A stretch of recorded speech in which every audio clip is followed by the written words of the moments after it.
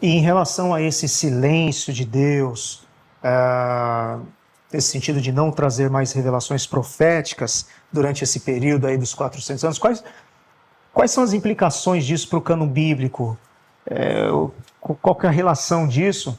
E vou fazer uma outra pergunta também, principalmente em relação ao cânon bíblico, principalmente aos livros apócrifos que foram produzidos, né, e os deuterocanônicos também. Eu queria que você falasse um pouquinho dessa relação e também como tudo isso também aí contribuiu aí nessa preparação do caminho aí para a vinda do Senhor Jesus aí no Novo Testamento.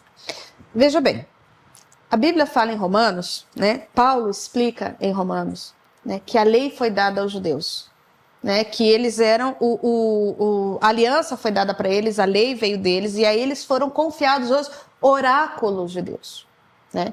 Então, eu tenho a comunidade judaica daquela época, da época que o mundo recebeu Jesus, entendendo que a revelação estava fechada, que a voz profética de Deus, esse tipo de voz profética, né, havia encerrado, é como se fosse a fábrica fechou.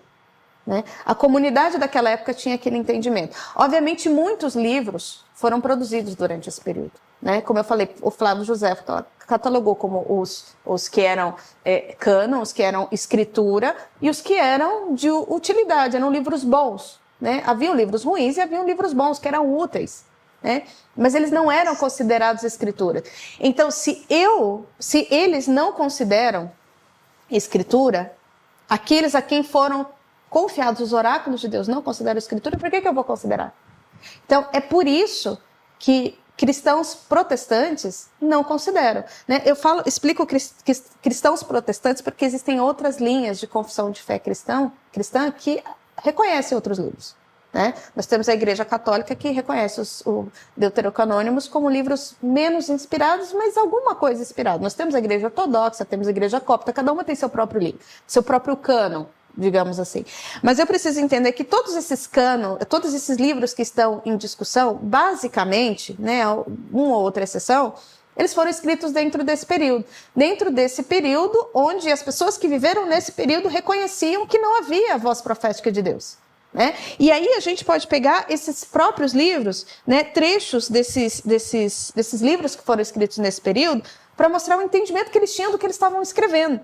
Se eu pegar 1 de Macabeus, que a gente citou, onde tem relatado toda a história, né, da reconquista do templo, da reconsagração, da revolta dos Macabeus, o escritor escreve o seguinte: a opressão que caiu em Israel, está em Macabeus, 1 de Macabeus 9:27. A opressão que caiu em Israel foi tanta que não houve igual desde os dias em que haviam desaparecido os profetas. Então ele entendeu que não tinha profeta naquele tempo.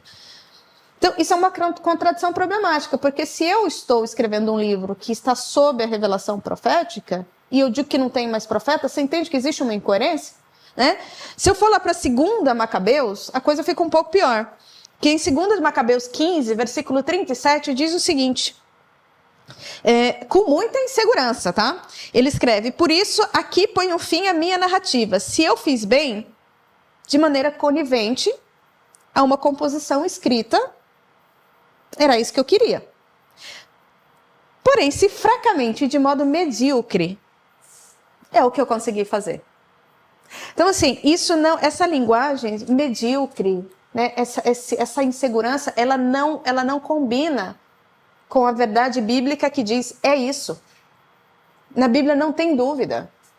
Né? O que ela diz, o que ela afirma ser, ela está afirmando ser, ela não está perguntando, ela não está... quem duvida é a gente. Né? Então, assim, o autor ele está se colocando no mesmo nível que nós, de tentar entender qual é a vontade de Deus e qual é os desígnios, qual é o propósito de Deus nas coisas. Então, assim, se ele está como nós, tentando entender, então ele não está sob a direção de Deus nesse sentido. Então, assim, e existem outros livros que vão nesse sentido também.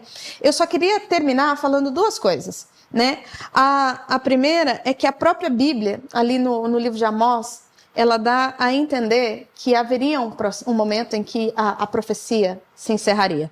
Né? E ela diz em Amós capítulo 8, versículos 11 e 12. Eis que vem dias, diz o Senhor, em que enviarei sobre a terra fome, não de pão, e sede, não de água, mas de ouvir as palavras do Senhor. Andarão de mar a mar, de norte até o oriente, e correrão por toda parte procurando a palavra do Senhor, mas não acharão. Né? E é importante entender que esse silêncio, né, de Deus, que iriam procurar e não iam achar, ele foi importante porque ele estava preparando o terreno para as pessoas voltarem para aquilo que já havia sido dado. Né? E ao voltar o terreno para que já havia sido dado, né, poder olhar para as Escrituras quando Jesus viesse. Né? E a última coisa que eu queria falar é que o próprio Jesus, ele delimita o cânon. Quando ele fala lá em Lucas que a lei, os profetas e os salmos falavam dele. Então, assim, o próprio Jesus, ele encerrou o cânon. Tá?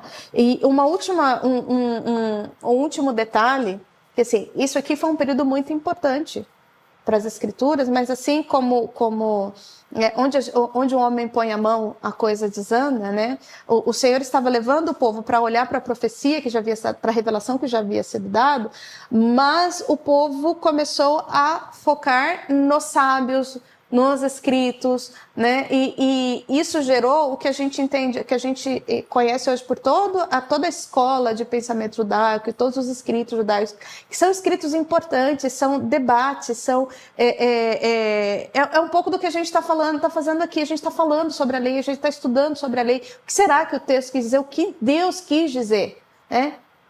São inferiores. Mas hoje, se você perguntar para a comunidade judaica, eles vão colocar esse texto no mesmo nível.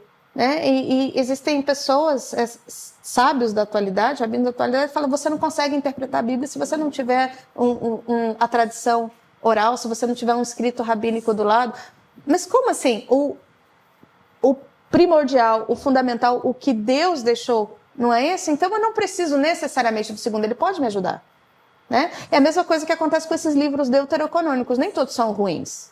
Existem muitos livros que são bons, mas eles não são a escritura do Senhor. Então, eu preciso tomar cuidado, né, e olhar para o que de fato é escritura e entender que aquilo é o que vai reger a minha vida. E ter a mesma percepção que teve esse rabino, Yeshua, né, que gritou: a Torá não está no céu. A revelação de Deus, ela já foi dada. E é por ela que eu tenho que me guiar. Né?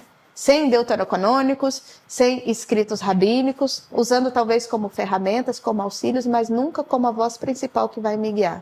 Né? Isso é interessante porque a gente tem, inclusive, no Novo Testamento também, uma carta aos Coríntios, que Paulo cita ela e que não compõe. Nunca chegou a nós como texto, uma carta, vamos dizer assim, perdida. Enoque. Mas não é uma carta, não, de Coríntios. Enoque ajuda, é verdade. Não, a carta de 1 Coríntios, tem uma carta. Na verdade são 4.